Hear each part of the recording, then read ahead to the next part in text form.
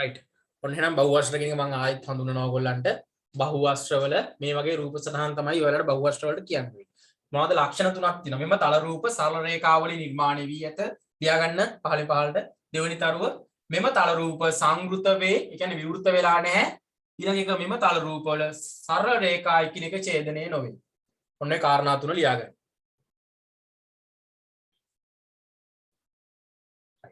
මම හිතන්නේ ඔයාලට කාලය ඇති ලියා ගන්න. පුතේ අපි ඊට පස්සේ මෙන්න එහෙම විශේෂ වාක්‍යයක් ලියා ගන්න දන්නේ මේක ලියාගෙන ඉන්න පස්සේ කොටු කර ගන්න මෙහෙම ලියන්න. සරල රේඛා ඛණ්ඩ මෙහෙම ලියන්න. කොටු කරන්න බලාගෙන ලියන්න. සරල රේඛා ඛණ්ඩ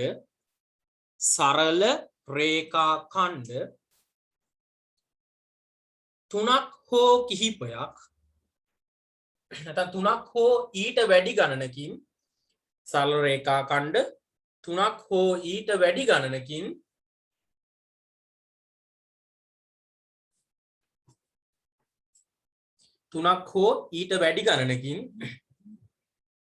සමන්විත තුනක් හෝ ඊට වැඩි ගණනකින් සමන්විත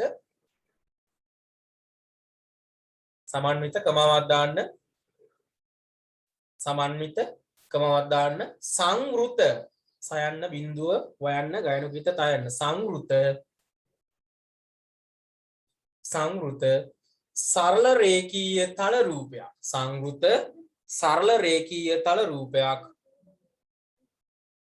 සරල රේඛීය තල රූපයක් බහු ආශ්‍රයක් ලෙස හැඳින්වේ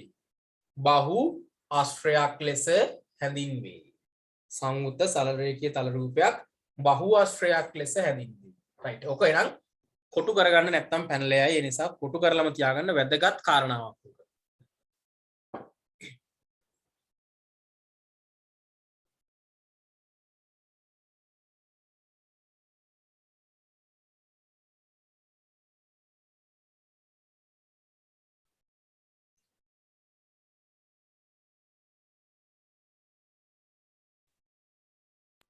හරි සර්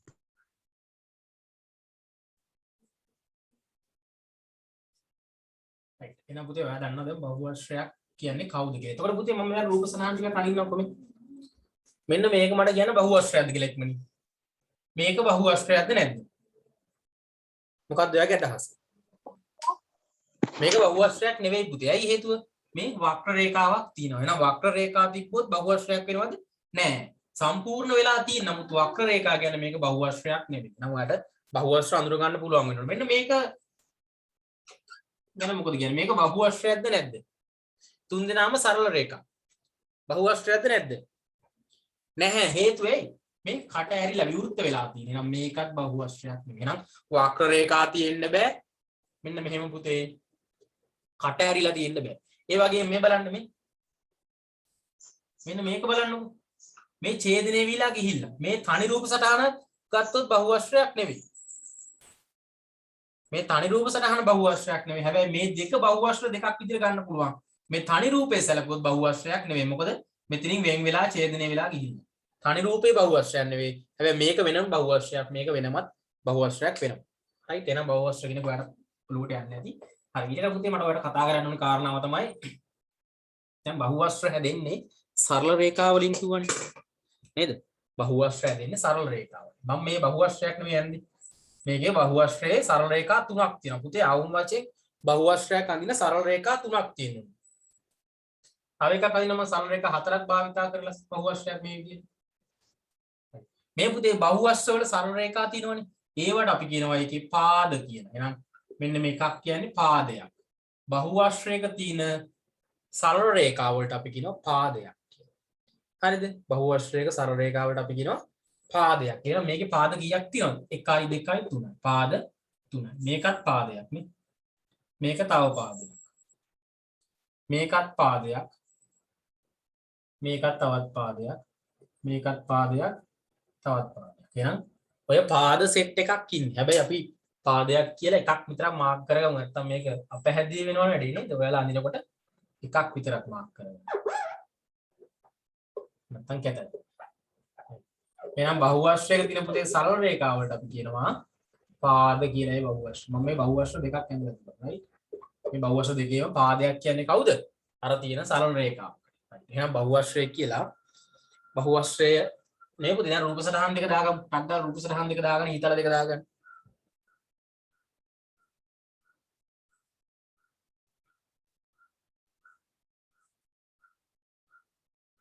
තව කතාවක් පුතේ මම කියන්නේ මේ පාද දෙකක් හමු වෙන තැන තියෙනවනේ මෙන්න මෙතන. ඒකට අපි කියනවා ශීර්ෂයක් කියලා. මේකත් ශීර්ෂයක් මේකත් ශීර්ෂයක්. එහෙනම් මේකත් ශීර්ෂයක්. මේ පාද දෙකක් හමු වෙන තැනනේ මේකත් ශීර්ෂයක්. මේකේ මෙයත් ශීර්ෂයක් මෙයත් ශීර්ෂයක් මෙයත් ශීර්ෂයක්. එහෙනම් පාදයක් කියන්නේ කවුද? සරල රේඛාවේ තියෙන සරල රේඛා ඛණ්ඩ අපි පාදයක් ලෙස හඳුන්වනවා. ඒ වගේම පාද දෙකක් හමු වෙන තැන නැත්නම් සරල දෙකක් හමු වෙන තැනට අපි කියනවා ශීර්ෂයක් කියලා. මේ රූප සටහන් දෙක දාගන්න.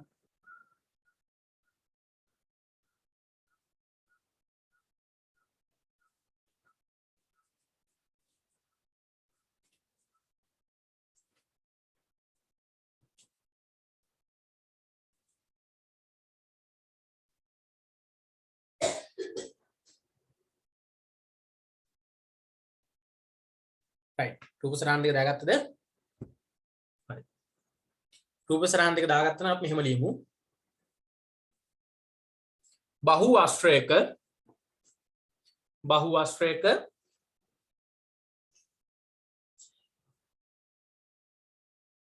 නැත්නම් බහුවස්ත්‍රයක් කියලා දාමු.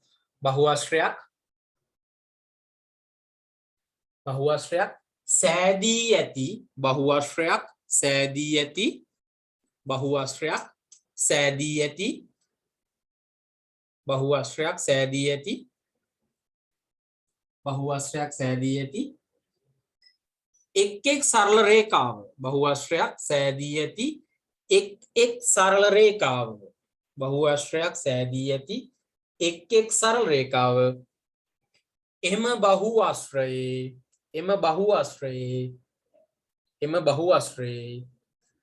එම බහුවස්ත්‍රයේ පාදයක් ලෙස හඳුන්වයි.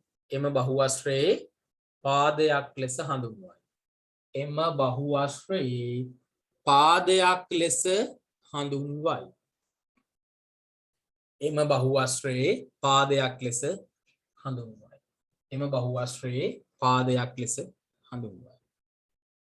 එම බහුවස්ත්‍රයේ පාදයක් ලෙස හඳුන්වයි. මේ බහුවස්ත්‍රයේ පාදයක් ලෙස හඳුන්වනවා. right. එතකොට පුතේ ඊළඟ කාරණාව. දැන් ශීර්ෂයක් කියන එක අපි හඳුන්වමු මෙහෙම ලියන්න. ඊළඟ තරුව දාලා.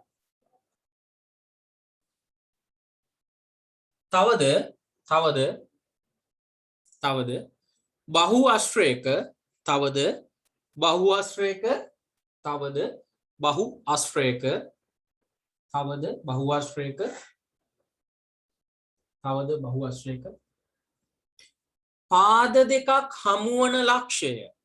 පාද දෙකක් හමුවන ලක්ෂය නැත්නම් බහුවස්ත්‍රයක පාද දෙකක් හමුවන ලක්ෂයක්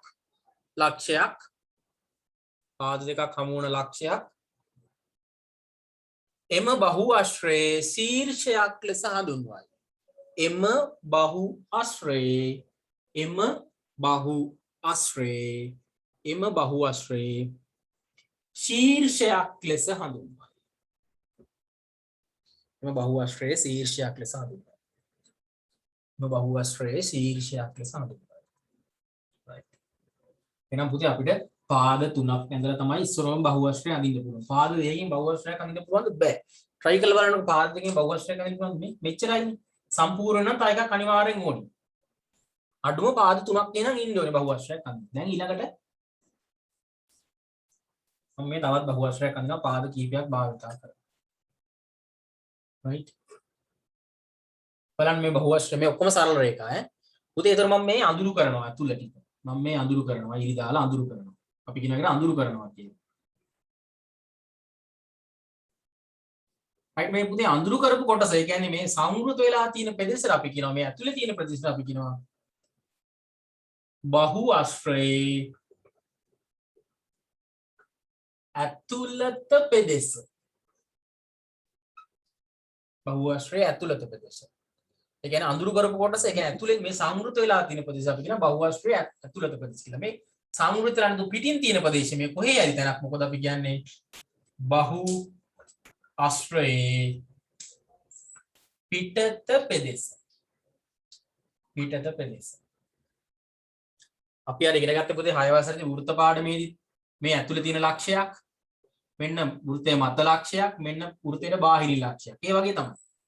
මේ ඇතුලේ ප්‍රදේශයේ මේ මත ප්‍රදේශයේ ඉරමයි සරල රේඛා මත තියෙනවා නම් මත ප්‍රදේශයේ C කියන්නේ පිටින් දාවම කියන්නේ පිටත ප්‍රදේශයයි. එහෙනම් ඒ වෘත්ත වල ඉගෙන ගත්ත එකම තව පොඩ්ඩක් ඔන්න අපි විස්තීර්ණය කළා. තව පොඩ්ඩක් වැඩි කරලා ඉගෙන ගන්නවා අතේදී. රයිට්. නැවත මේ රූප සටහන් දාගමු ඉක්මනින්.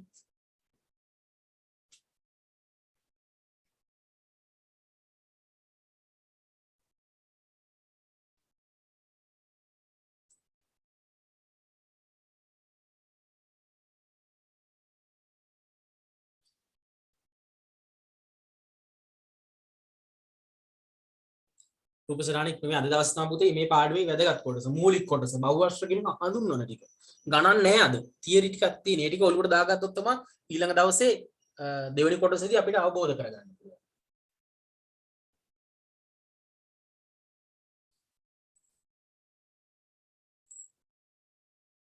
right රූප සටහන පස්සේ එම ලියන්න.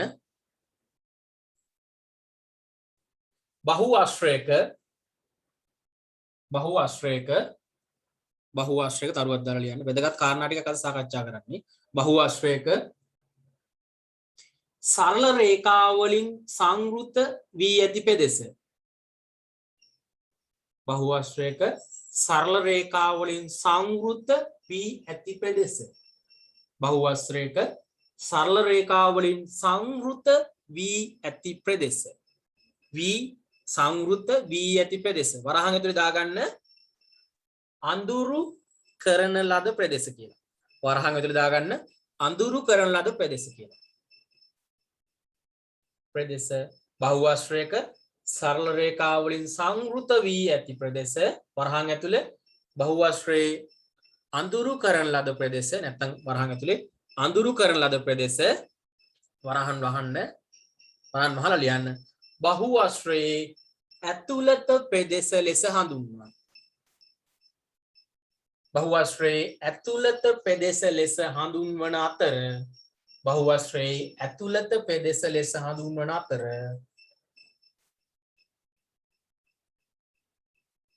බහුවස්ත්‍රයේ ඇතුළත ප්‍රදේශ ලෙස හඳුන්වන අතර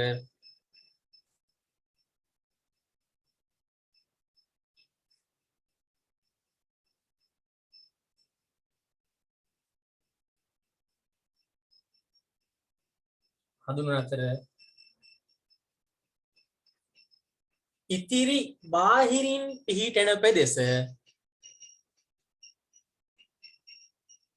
ඉතිරි බාහිරින් පිහිටන ප්‍රදේශ නැත්නම් ඉතිරි බාහිරින් ඇති ප්‍රදේශ ඉතිරි බාහිරින් පිහිටන ප්‍රදේශ බහුවස්ත්‍රයේ පිටත ප්‍රදේශ ලෙස හඳුන්වනවා. බහුවස්ත්‍රයේ පිටත ප්‍රදේශ ලෙස හඳුන්වනවා. බහුවස්ත්‍රයේ පිටත ප්‍රදේශ ලෙස හඳුන්වනවා. බහුවස්ත්‍රයේ පිටත ප්‍රදේශ ලෙස. right. දැන් හැම වෙලේම පුතේ රේඛා වලින් යට වට වෙච්ච කැලල අපි කියන ඇතුළත ප්‍රදේශ කියලා. දැන් මම රූප සරණක් ගන්නවා බහුවස්ත්‍රයක් ගාලා මේක බහුවස්ත්‍රය. right පාද හතරක් තියෙන නැත්තම් පාද හතරක් සරල රේඛා හතරකින් හැදිච්ච එක කියන පාද හතරයි.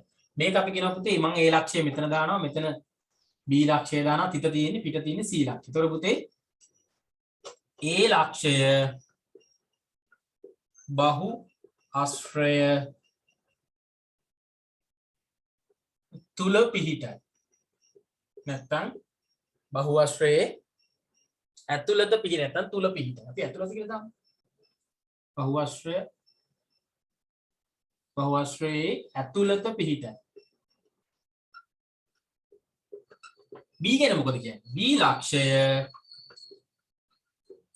බහු ආශ්‍රය මත පිහිටයි. මේ සරල රේඛා මත තියෙනවා අපි කියන්නේ මත පිහිටනවා කියන පිහිටයි. C ලක්ෂය ගැන මොකද කියන්නේ? C ලක්ෂය C කොහෙද තියෙන්නේ? බහු ආශ්‍රයට පිටතින් පිහිටයි. පිටතින් පිහිටයි. A ලක්ෂය බහුවශ්‍රය ඇතුළත පිහිටනවා, B ලක්ෂය බහුවශ්‍රයෙන් මත පිහිටනවා, C ලක්ෂය බහුවශ්‍රයට පිටතින් පිහිටනවා. right. එහෙනම් රූප සටහන දැම්මා, මේ තුන ලිව්වා තල්ගාලා. A B C. A ලක්ෂය බහුවශ්‍රය ඇතුළත පිහිටයි, B ලක්ෂය බහුවශ්‍රයෙන් මත පිහිටයි, C ලක්ෂය බහුවශ්‍රයට පිටතින් පිහිටයි. රූප සටහන නැවත දාගන්න පුතේ. මේ අදාළ ලක්ෂ ටික මේ A B වල මෙතන තියෙන තිත එළියෙන් ලිව්වට තිත තියෙන්නේ ලක්ෂය අකුණු කරලා තියෙන රේඛාව මත. C පිට. ඔක අපි වෘත්තයට සාකච්ඡා කරා 6 වසරේ පළවෙනි පාඩමේදී. ඔයගලන්ට මතක ඇති.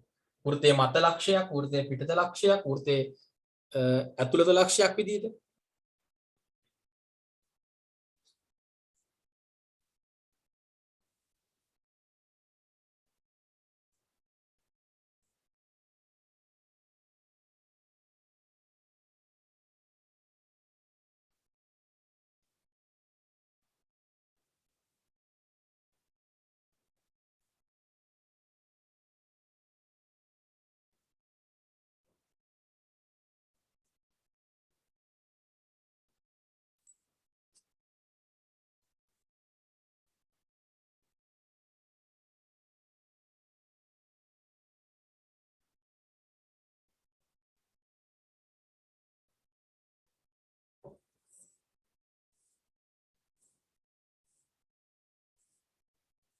right.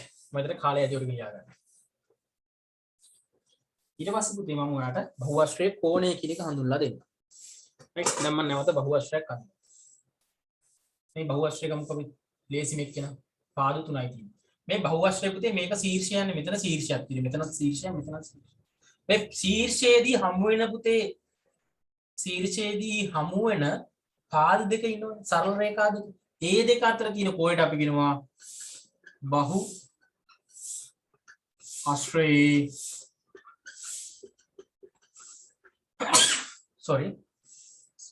බහු ආශ්‍රේ කෝණයක් කියලා. එහෙනම් මේ බහු ආශ්‍රේට කෝණ කීයක් තියෙනවද? 1 2 3. ශීර්ෂ 3ක් තියෙනකොට කෝණ 3ක් තියෙනවා. ශීර්ෂ 4ක් තිබ්බොත් කෝණ 4ක් තියෙනවා. ශීර්ෂ 5ක් තිබ්බොත් කෝණ 5ක් තියෙනවා. right. එහෙනම් ලියන්න මේ රූප සටහන දාගන්න ඉක්මනින්. ලේසි ටිකක් තියෙන, හැබැයි තියරි ටිකක් තියෙන. රූප සටහන දාගන්න. මෙන්න බහු ආශ්‍රේ කෝණයක්.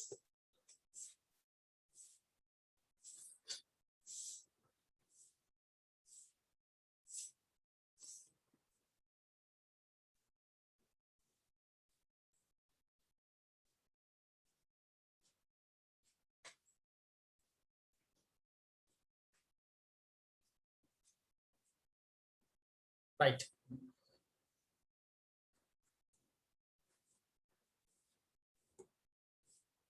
එහෙනම් පුතේ අපි මෙන්න මෙහෙම ලියමු. මේක ලියාගන්න, තරුවක් දාලා ලියන්න. බහු ආශ්‍රයක තරුවක් දාලා එන වැදගත් කාරණාවක්. බහු ආශ්‍රයක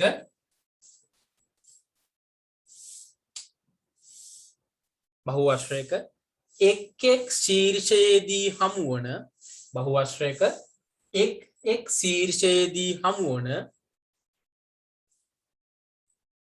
එක් ශීර්ෂයේදී හමුවන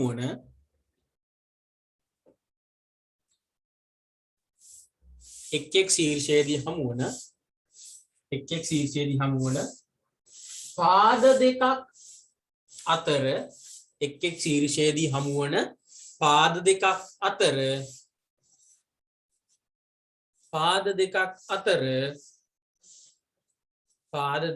අතර කමාවක් දාන්න.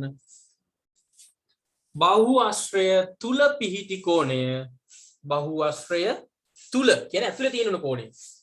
පාද දෙකක් අතර කමාව දාන්න. බහු ආශ්‍රය තුල පිහිටි කෝණය, බහු ආශ්‍රය තුල පිහිටි කෝණයක් කියලා දාමු. බහු ආශ්‍රය තුල පිහිටි කෝණයක් බහු ආශ්‍රයේ කෝණයක් ලෙස හඳුන්වනවා. බහු ආශ්‍රයේ කෝණයක් ලෙස හඳුන්වනවා. බහු ආශ්‍රයේ කෝණයක් ලෙස හඳුන්වයි. බහු ආශ්‍රයේ කෝණයක් ලෙස හඳුන්වයි. බහු ආශ්‍රයේ කෝණයක් ලෙස හඳුන්වයි. බහු ආශ්‍රයේ කෝණයක් වලට හඳුනා ගන්න පුළුවන්.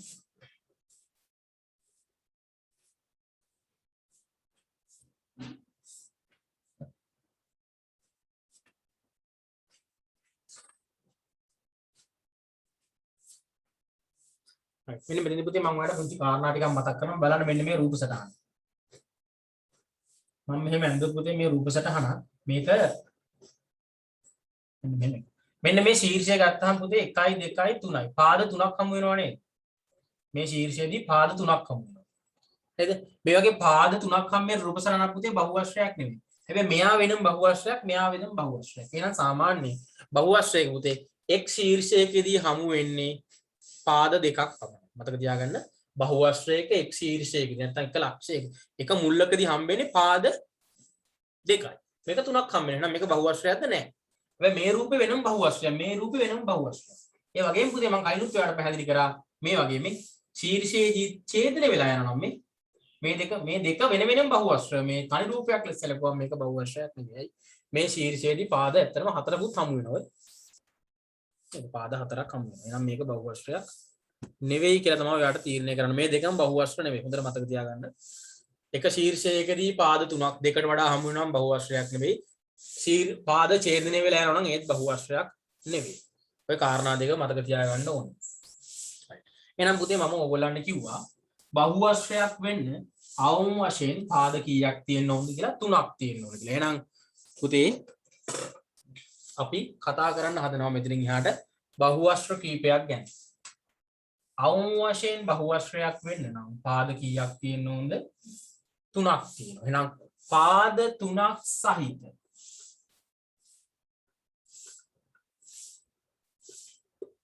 බහු ආශ්‍රයට අපි කියනවා බහු ආශ්‍රය ත්‍රිකෝණය ලෙස හඳුන්වනවා. එහෙනම් පාද 3ක් තියෙන බහු ආශ්‍රයට පුතේ මොකක්ද කියන්නේ? ත්‍රිකෝණය. එහෙනම් ලියන්න මෙන්න මෙහෙම වාක්‍යයක්. උඩින් ලියන්න. සරම ත්‍රිකෝණය අදින කරලා ලියන්න. බහු ආශ්‍රයක් වීමට බහු ආශ්‍රයක් වීමට බහු ආශ්‍රයක් වීමට බහු ආශ්‍රයක් වීමට අවම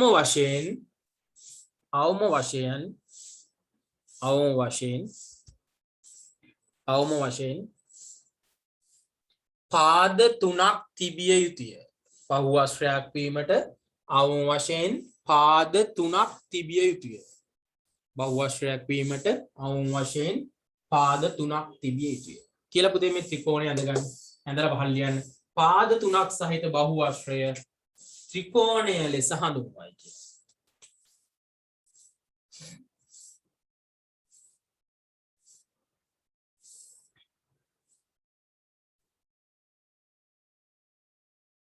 දැන් පළවෙනි බහුවශ්‍රය කවුද? ත්‍රිකෝණය. පාද 3ක් තියෙන එක.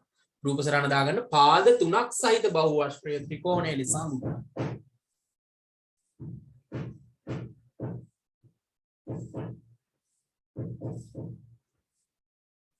right? පාද 3ක් තියෙන කෙනා ත්‍රිකෝණය.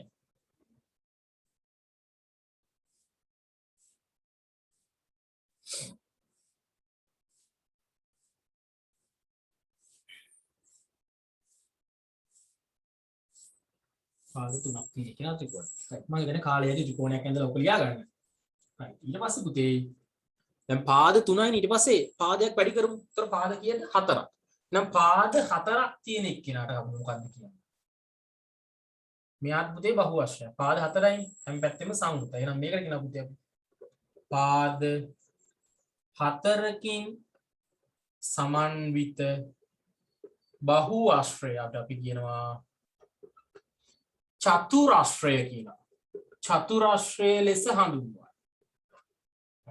ඊළඟ රූප සටහන දාගන්න. නම් මොකද්ද චතුරාශ්‍රය? පුතේ පාද 4ක් තියෙනවා. උඩින් තෝරන මාතෘකාවලිය දාගන්න චතුරාශ්‍රය කියලා. අවශ්‍යත් නැහැ මෙතන ලියවෙනවනේ. චතුරාශ්‍රය. චතුර් පුතේ ත්‍රිකෝණය කියනකොට ත්‍රි කියන්නේ 3යි කියන අදහස. චතුර් කියන්නේ චතුරාර්ය සත්‍ය කියලා ඔබ ඉගෙන ගන්නවා නේද? බුදුදහමින් චතුරාර්ය සත්‍ය කියන්නේ 4යි. එහෙනම් 4ක් කියන අදහස තමයි චතුර් කියන්නේ. චතු අශ්‍ර කියන්නේ පාද කියන අදහස.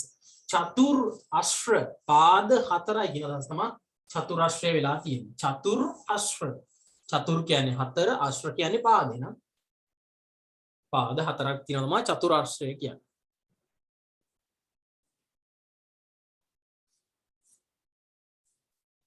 පාද 4කින් සමන්විත එක්ක බහුආශ්‍රයට අපි කියනවා චතුරාශ්‍රය. චතුරාශ්‍රය නම් මත ඩම් ටික ඉතාල දෙකට ඈ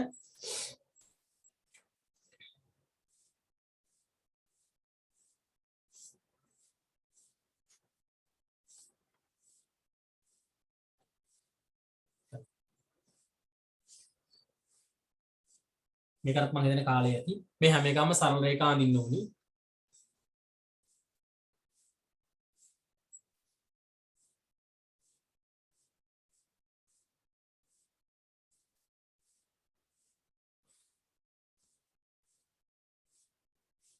චතුරාශ්‍රය ඊට පස්සේ පුතේ අපි ඉගෙන ගන්නවා පාද පහක් තව පාදයක් වැඩි කරනවා බලමු 1යි මේ සරල රේඛා 1යි 2යි 3යි 4යි 5යි පහක් තියෙනව නේද සම්පූර්ණ කරගන්න හරියට වක්‍ර රේඛා නෙවෙයි සරල රේඛා බලන්න 1යි 2යි 3යි 4යි 5යි පාද 5යි පාද පහකින් සමන්විත බහුආශ්‍රය මොකක්ද නම පංචාශ්‍රය කියනවා පංචාශ්‍රය ලෙස හඳුන්වනවා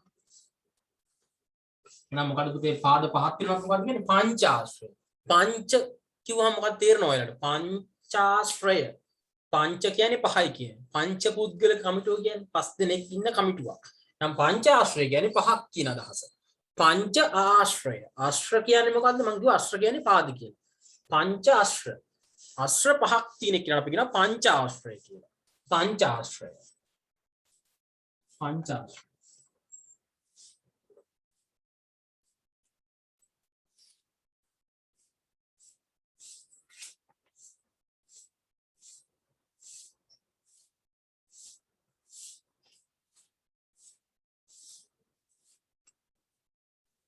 පංචාශ්‍රය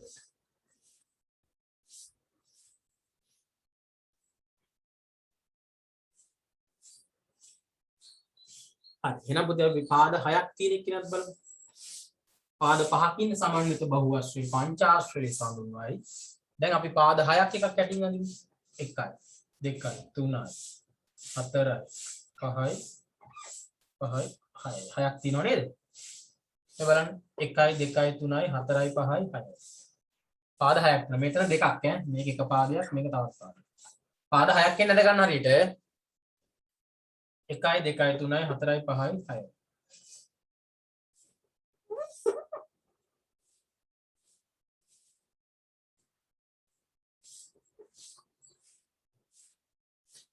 මේ තනි රේඛාවක් ඈ මේක තනි එහෙනම් පුතේ පාද 6කින් සමන්විත කියලා කවුද පාද 6කින්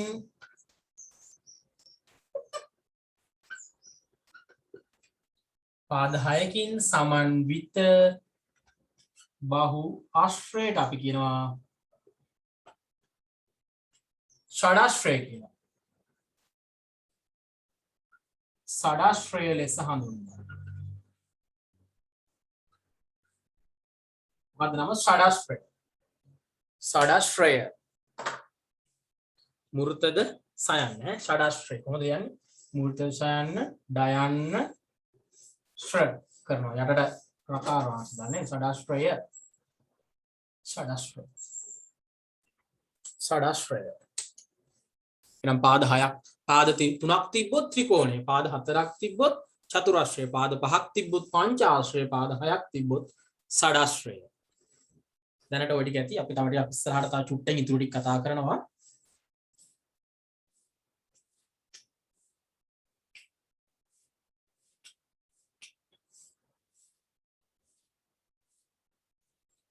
right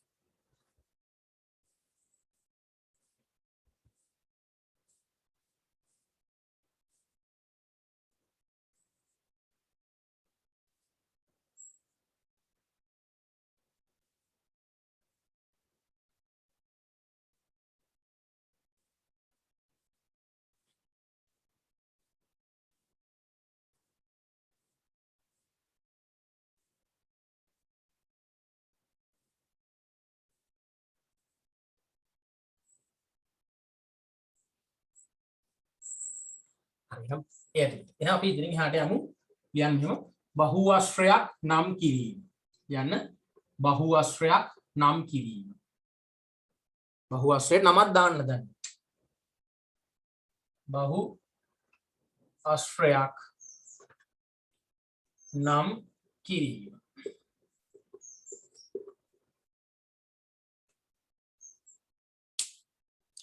එහෙම ලියන්න. බහු ආශ්‍රයක ශීර්ෂ. බහු ආශ්‍රයක ශීර්ෂ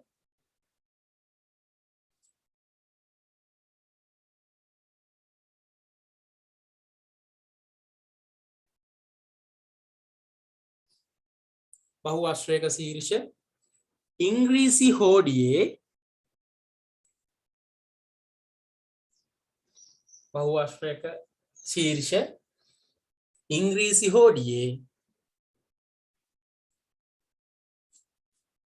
බහු ආශ්‍රයක ශීර්ෂ ඉංග්‍රීසි හෝඩියේ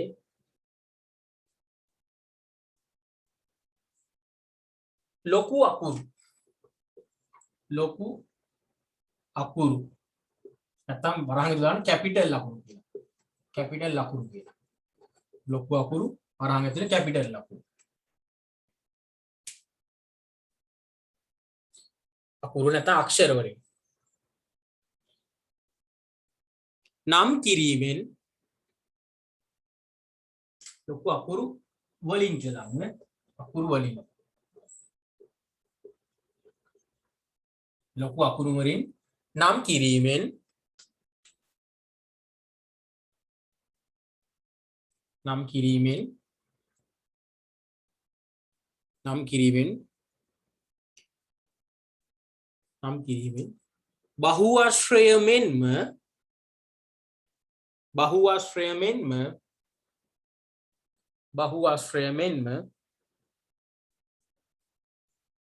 බහු ආශ්‍රය මෙන්ම එහි පාද හා කෝණද නම් කළ හැක. එහි පාද හා කෝණද නම් කළ හැක. එහි පාද හා කෝණද නම් කළ හැක. පාද හා කෝණද නම් කළ හැක. දැන් පුතේ බලන්නකෝ මම මේ චතුරස්‍රයක් අඳිනවා. පාද හතරක් තියෙනවා. මම නම් කරන්නේ මෙහෙම බලන්න. ඉංග්‍රීසි වලදී කැපිටල් අකුරු දානවා මුළු වලට. A B C D. එතකොට මේ චතුරස්‍රයේ නම මොකක්ද උනේ? මේ A B C D චතුරස්‍රය වේ. අපි මේකට කියනවා මේ A B C D චතුරස්‍රය කියලා. A B C D චතුරස්‍රය. A B C D චතුරස්‍රය. හරිද? පුතේ එතකොට මෙයාගේ පාද ටිකක් නම් වුණා. එතකොට අපි මෙහෙම කියන්න පුළුවන්. මෙම ABCD චතුරස්‍රයේ පාද. පුතේ මෙයාගේ පාද 1 2 3 4 මේ පාදේ නම මොකක්ද දන්නවද? AB පාදේ. ඔන්න නම් වුණා පාදවල නම. මේ පාදේ AB පාදේ. මේ කවුද? එයාට අපි කියනවා BC පාදේ. නැත්තම් ඔයාලට කියන්න පුළුවන් පුතේ AB පාදේ නැත්තම් මෙහෙමත් කියන්න පුළුවන්. BA පාදේ කියන්නත් පුළුවන්. BA පාදේ. ගොඩක් වෙලාවට අපි පිළිවෙලට කියන්නේ AB පාදේ. BA පාදේ කියන්නත් පුළුවන්. මෙයා BC පාදේ නැත්තම් ඔයාලට කියන්න පුළුවන් CD පාදේ කියලා. right? ඊට අමතරව පුතේ මෙයා කවුද? CD පාදේ. CD පාදේ. පාද හතරක් තියෙනවනේ. CD පාදේ නැත්තම් කියන්න පුළුවන් DC පාදේ කියලා. දෙපැත්තටම කියන්න පුළුවන්. වරහන් ඉදිරිය දාගෙන අනිත් පැත්ත. අනිත් එක්ක නා පුතේ AD පාදේ නැත්තම් AD පාදේ කියන නැත්තම් අපිට කියන්න පුළුවන් DA පාදේ කියලා. කොහොම කිව්වත් එකයි. අකුරු දෙක මාරු කරා කියලා කමක් නැහැ. මුලට මැද මුල අග වෙනස් කරාට කමක් නැහැ. නම් පාද හතරක් නම් කරන්න පුළුවන් ওই විදිහට. චතුරස්‍රයේ පාද හතර නම් කරන්න පුළුවන් ওই විදිහට. මේ ඉංග්‍රීසි වලදී අකුරු ටික දැම්මට පස්සේ ඔය විදිහට පාද හතර නම් කරන්න පුළුවන්. මේ කවුද? AB පාදේ, මේ BC පාදේ, CD පාදේ, AD පාදේ නැත්නම් DA පාදේ. කොහොම කිව්වත් එකයි.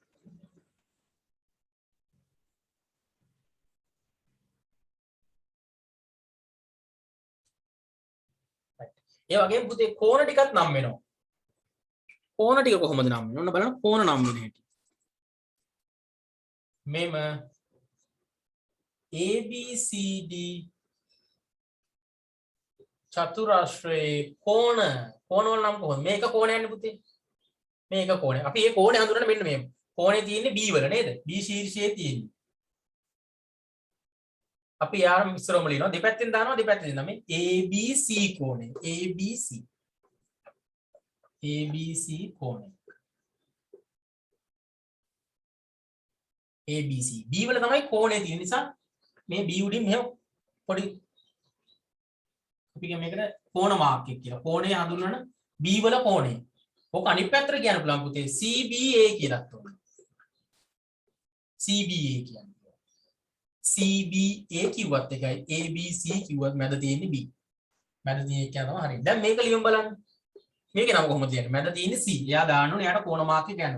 දෙපැත්තේ කවුද ඉන්නේ? B ඉන්නවා. මේ පැත්තෙන් D ඉන්නවා. එහෙනම් BCD කෝණය නැත්තම් කොහොමද අනිත් පැත්තට කියන්න පුළුවන් DCB කෝණය කියලා. නේ? BCD කෝණය නැත්තම් DCB කෝණය. හැම වෙලෙම C මැද ඉන්නේ කෝණය. මේ කෝණේ නම කියන්න උනොත් BCD කියන්න පුළුවන් නැත්තම් DCB කියන්න පුළුවන්. ඊට පස්සේ කෙනා අපි මෙයාගේ නම දාමු. එයා කවුද? මැද පුතේ කෝණේ තියෙන්නේ D වල. එහෙනම් දෙපැත්තේ අකුරු දෙක ලියමු. AC ලියමු දෙපැත්තේ. ADC කෝණය. නැත්තම් කවුද? අනිත් පැත්ත හරපු CDA කෝණය. එහෙමත් හරි.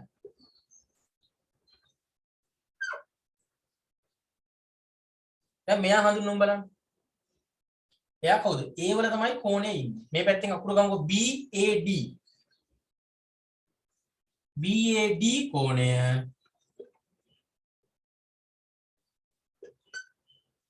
නැත්තම්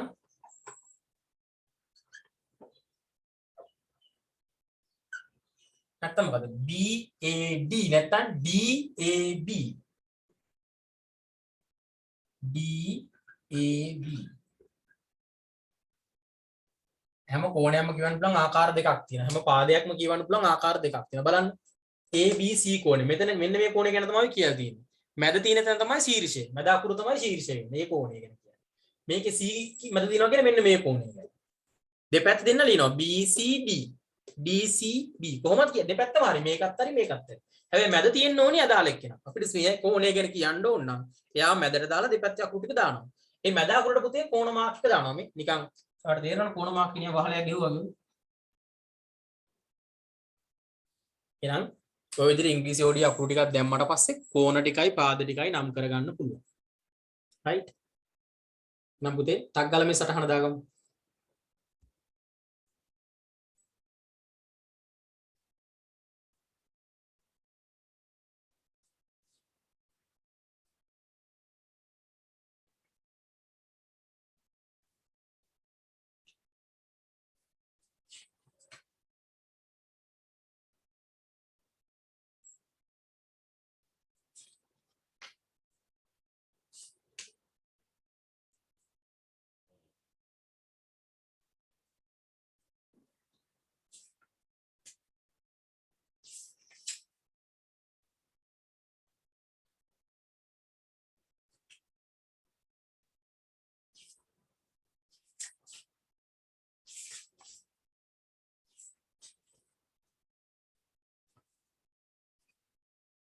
right එහෙනම් ඔන්න චතුරස්‍රයක් තමයි නම් කළේ අපි. අපිට ත්‍රිකෝණයක් නම් කරන්නත් පුළුවන්.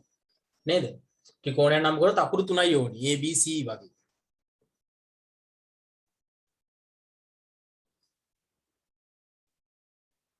right. මෙහෙම ප්‍රශ්නයක් ලියන්න.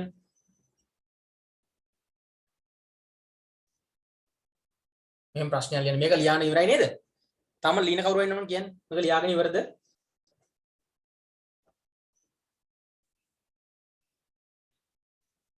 හරි මම හිතනවා ලියාගෙන ඉවර ඇති කියලා. නම් මෙහෙම ප්‍රශ්නයක් ලියන්න. ඔබ කැමති ත්‍රිකෝණයක් ඇඳ මෙහෙම ලියන ප්‍රශ්නයක්.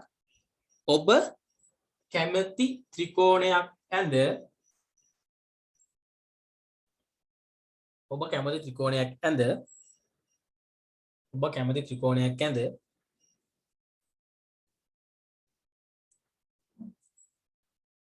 එය නම් කර ඔබ කැමති ත්‍රිකෝණයක් ඇඳ එය නම් කරන්න කියලා ලියන්න.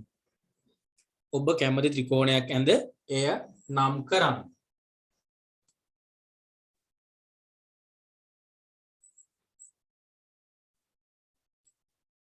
ඒකටම ලියන්න. ඔබ කැමති ත්‍රිකෝණයක් ගන්න ඒ නම් කරන්න. ඊට පස්සේ ඒකටම ලියන්න. එහි පාදවල හා කෝණවල නම් එහි පාදවල හා කෝණවල නම් එහි පාදවල හා කෝණවල නම් වෙන වෙනම ලියන්න. ඒ කියන්නේ පාද තුනේ නම් වෙනම ලියන්න ඕනි. කෝණ තුනේ නම් වෙනම ලියන්න ඕනයි. ඔන්න ඔකයි වලට තියෙන gedara වැඩේ අද. ලබන බදාත්ම මෙතනින් යාට සාකච්ඡා කරන්නේ. ඊතර පුතේ ඔයගොල්ලන්ට මේ පාඩම අපි අවසන් කරලා ඊළඟ කොටසටත් යනවා. ඒ කියන්නේ සරල රේඛීය තල රූප වල දෙවෙනි කොටසත් ආරම්භ කරනවා. අද ඔය කට්ටියගේ අඩුවකුත් තියෙනවා. කමක් නැහැ අපි සාකච්ඡා කරා යම් කිසි ප්‍රමාණයක් ආපු අයට සාධාරණයක් වෙන්න. මෙතනින් එහාට අපි සාකච්ඡා කිරීම ලබන බදාදට රයි යනවා. ඊතර බදාදා මේ පාඩම අවසන් කරනවා. ඒ නිසා දවස් දෙකේම ඉන්න. නැත්තම් පාඩම මගයි කොටසයි අහුවෙන්නේ. දැන් බදාදා ආපු කට්ටිය අද අඩුයි. එතකොට ඒගොල්ලන්ට මේ මුල කොටස නෑ අද. මේ කොටස නෑ ඊළඟ දවසේ ඊළඟ කොටස තමයි හම්බෙන්නේ. ඉතින් ඒ නිසා එම් කරගන්න එපා. හොඳ අවබෝධයෙන් වැඩේ යමු. එහෙනම් අද දවසට අපි මෙතනින් නවත්තමු පුතේ. ඔයගොල්ලෝ හැමෝටම සුබ දවසක් සහ සුබ සතියක්. ඒ වගේම ආයිබෝවන්. තවත් කාරණාවක් මතක් කරලා හැමෝම පරිස්සමින් මේ දවස්වල ගෙදරලා ඉන්න. ඔයගොල්ලෝ සහ ඔයගොල්ලේ පවුලේ සියලු දෙනා. ආයිබෝවන් තෙරුවන් සරණයි. ආයිබෝවන් සර්. ආයිබෝවන්.